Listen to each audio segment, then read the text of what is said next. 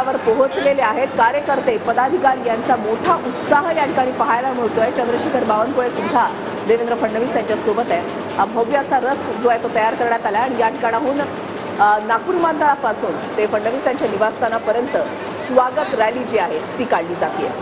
या स्वागत रॅलीमध्ये मोठ्या संख्येने कार्यकर्ते सहभागी होणार आहेत। नागपूरकरांचा उत्साह आता शिगेला पोहोचलेला आहे। तिसऱ्यांदा मुख्यमंत्री फडणवीस झाल्याबद्दल नागपूरकरांनी खरं तर जोरदार त्यांच्या स्वागतासाठी ही तयारी केलेली आहे आणि त्यासाठीच ही रॅली आता निघते।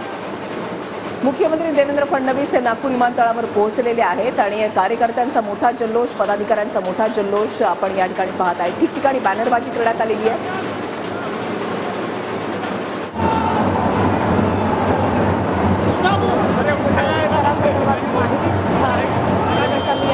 अनेक आमदार आज मंत्रिपदाची शपथ घेणार आहेत। त्यामध्ये मुख्यमंत्री 40 मंत्र्यांना आज शपथ दिली जाईल।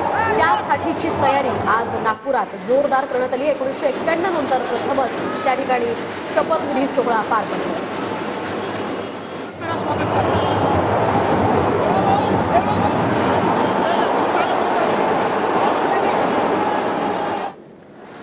33 वर्षानंतर नागपूरमध्ये मंत्र्यांचा शपथविधी जो आहे तो होतोय। त्यामुळे साहजिकच नागपूरमध्ये आज गल्लोगल्लीमध्ये एक आनंदाचं उत्साहाचं वातावरण जे आहे ते पाहायला मिळत आहे आणि राजभवन जर पाहिलं तर त्या ठिकाणी भव्य अशी विद्युत रोषणाई सुद्धा करण्यात आलेली आहे।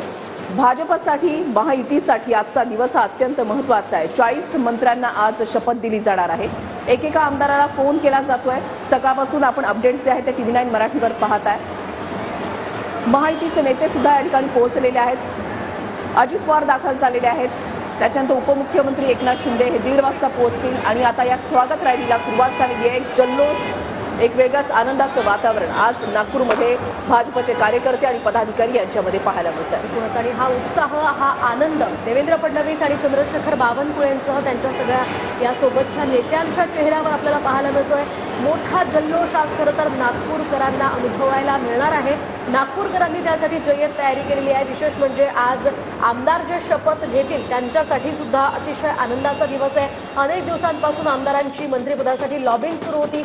मंत्रिपद आम्हाला मिळावं, आमच्या पक्षातील जास्तीत जास्त आमदार मंत्री व्हावेत असं अजितदादा गट आणि यासोबतच शिंदे गट या दोन्हींचं म्हणणं होतं आणि आता 40 आमदारांची ही नावं जवळपास निश्चित झालेली आहे आणि हे 40 आमदार आज मंत्रिपदाची शपथ घेणार आहेत।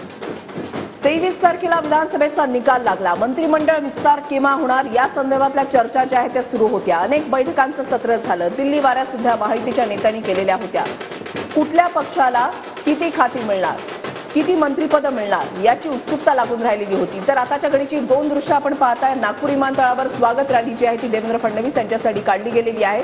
तर दुसरीकडे अजित पवार जे काही वेळापूर्वीच नागपूरमध्ये पोहोचलेले आहेत तर त्यांच्या नेत्यांची सुद्धा या ठिकाणी महत्त्वपूर्ण बैठक जी आहे ती आयोजित करण्यात आलेली आहे। बावनकुळे, अमृता फडणवीस या स्वागत रॅलीमध्ये सहभागी झालेले आहेत। तिसऱ्यांदा देवेंद्र फडणवीस हे मुख्यमंत्री झालेले आहेत। विदर्भ ही जन्मभूमी, कर्मभूमी असलेले देवेंद्र फडणवीस विदर्भाचा एक अभिमान म्हणून, स्वाभिमान म्हणून त्यांच्याकडे पाहिलं जातं आणि आज ज्या वेळेला मुख्यमंत्रीपदी विराजमान झाल्यानंतर पहिल्यांदाच ते नागपूरमध्ये आलेत